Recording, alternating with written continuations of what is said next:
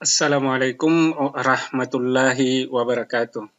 Kembali kita berjumpa pada pembahasan materi matematika kelas 10. Kali ini kita akan membahas materi fungsi inverse.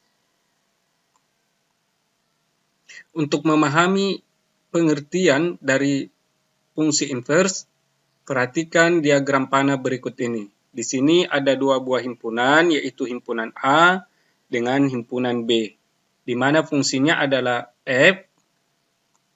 Fungsi F ini memetakan himpunan A ke himpunan B.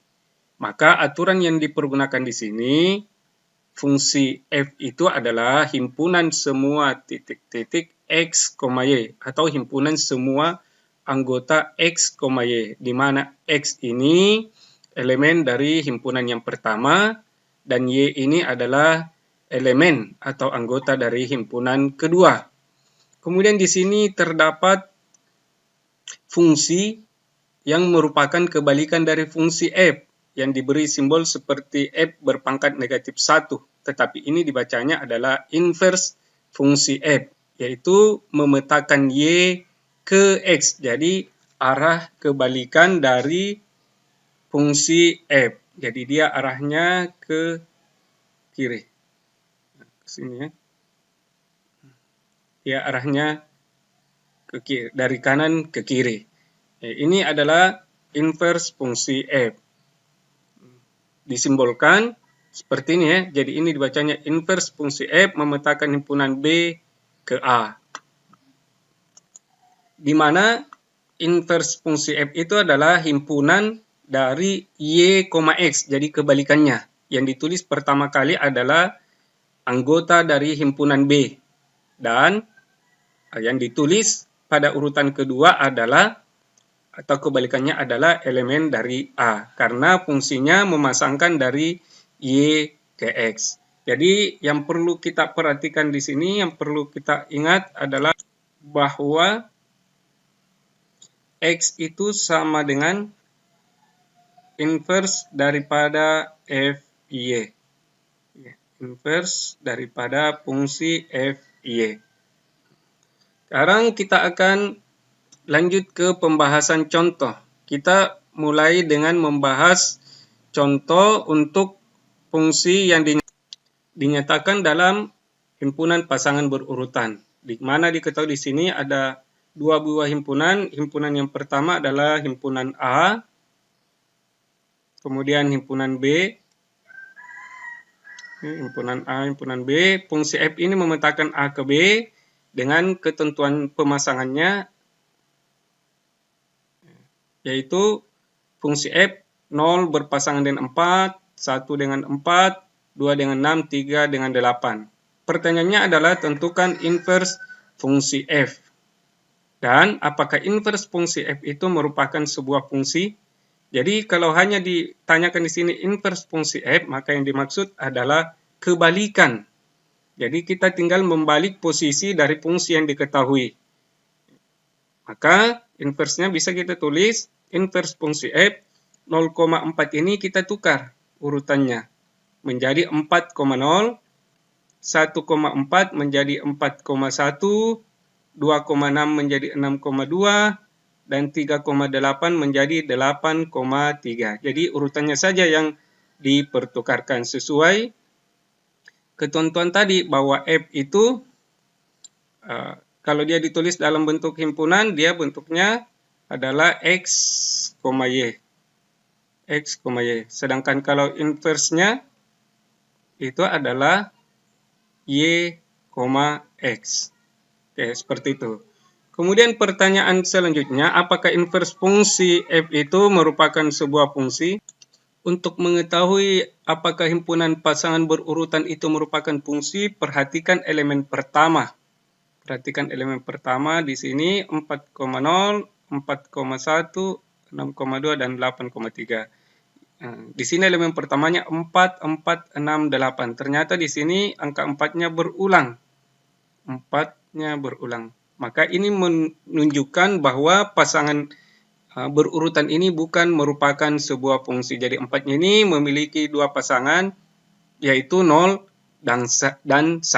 Maka disimpulkan inverse dari fungsi f ini bukan merupakan sebuah fungsi. Jadi hanya relasi biasa saja karena adanya pengulangan elemen pertama setelah dilakukan inverse atau kebalikan dari fungsi f.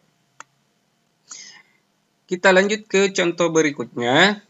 Di sini diketahui fungsi f itu aturannya seperti ini ya, 1 dengan 3, 4 dengan 5, 5 dengan 7, dan 9 dengan 9. Jadi di sini memang ada yang sama elemennya yaitu 9 ya. Kemudian selanjutnya kita tentukan inverse-nya. Ya, kita cukup menukar posisinya ini 1,3 menjadi 3,1, 4,5 menjadi 5,4, 5,7 menjadi 7,5, dan 9,9 tetap 9,9 ya karena elemennya di sini sama. Nah, pertanyaan berikutnya, apakah inverse fungsi f itu merupakan sebuah fungsi? Perhatikan lagi elemen yang pertama. Elemen pertama 3, 5, 7, 9. Di sini tidak ada pengulangan dari elemen pertama. Jadi kita simpulkan bahwa inverse fungsi f itu adalah suatu fungsi. Jadi kesimpulannya, apabila hasilnya itu merupakan satu fungsi, maka dia disebut juga dengan fungsi inverse. Jadi ada perbedaan kata inverse fungsi dengan fungsi inverse. Kalau inverse fungsi, maka kita cukup menukar posisi dari anggota-anggota dari suatu fungsi. Suatu fungsi. Tetapi apabila hasilnya setelah ditukar posisinya itu tetap menghasilkan sebuah fungsi, maka itulah yang dikatakan dengan fungsi inverse. Jadi kata fungsinya ada di bagian depan. Ya. Selanjutnya kita akan membahas contoh untuk suatu fungsi yang dinyatakan dalam bentuk rumus fungsi. Adapun langkah-langkahnya, kalau fungsinya dinyatakan itu dalam bentuk rumus fungsi, bukan dalam pasangan berurutan, yaitu yang pertama, mengubah fungsi y sama dengan fx ke bentuk x sama dengan fy. Jadi, kita akan mengubah bentuk y sama dengan fx ke bentuk fx sama dengan y. Kemudian menuliskan x sebagai fungsi y, kemudian mengganti variabel y dengan x. Ya, jadi terakhir kita harus mendapatkan x itu sama dengan berapa. Ya, kita harus mendapatkan bentuk x sama dengan.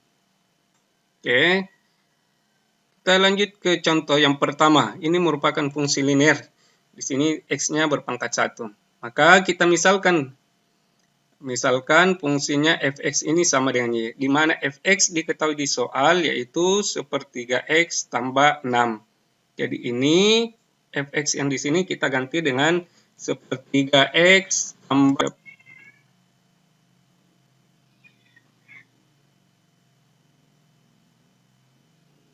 variabel x.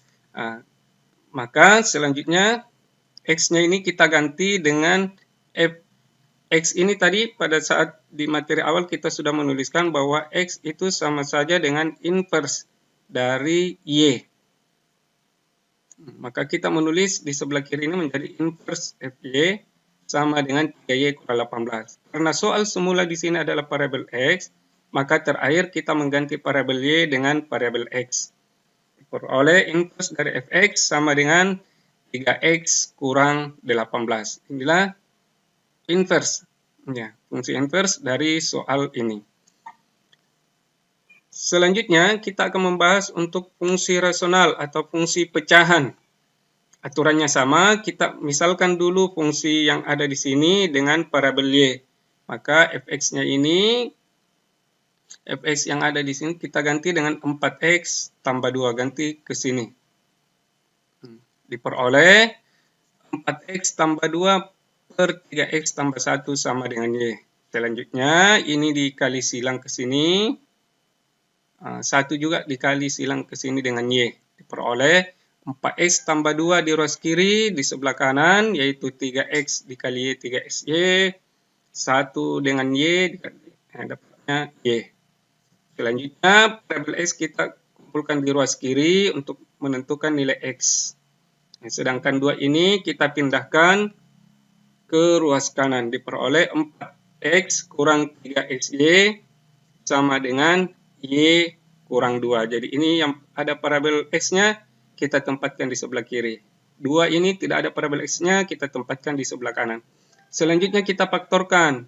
Kedua suku ini masing-masing memuat parabel x. Jadi kita tulis x dalam kurung, untuk bagian depan tinggal 4, sedangkan bagian belakang tinggal kurang 3y. Sedangkan ruas kanan tetap. Ini menunjukkan perkalian, jadi x kali 4 kurang 3y. Maka untuk mencari x-nya, kita bisa peroleh x sama dengan y kurang 2 per 4 kurang 3y. Jadi prinsip kerjanya ini ibaratnya seperti ini. Kalau misalkan kita punya bentuk x kali a sama dengan b, kita akan menentukan x ini berapa. X ini berapa, maka kita menulisnya x sama dengan b per a, jadi sama. Pada saat mencari ini x, maka 4 kurang 3y ini kita tempatkan ke bagian bawah. Dalam bentuk pecahan, dia berada di posisi penyebut. Jadi mirip dengan yang ada di sini. Di sini sudah kita peroleh parabel x, maka kita bisa menuliskan x ini, ingat yang tadi x itu sama dengan inverse daripada fungsi fy.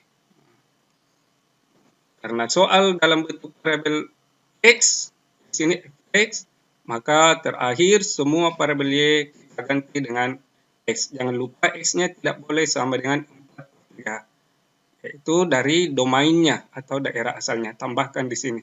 X tidak boleh sama dengan 4/3. Demikian pembahasan materi kita. Semoga bermanfaat. Assalamualaikum warahmatullahi wabarakatuh.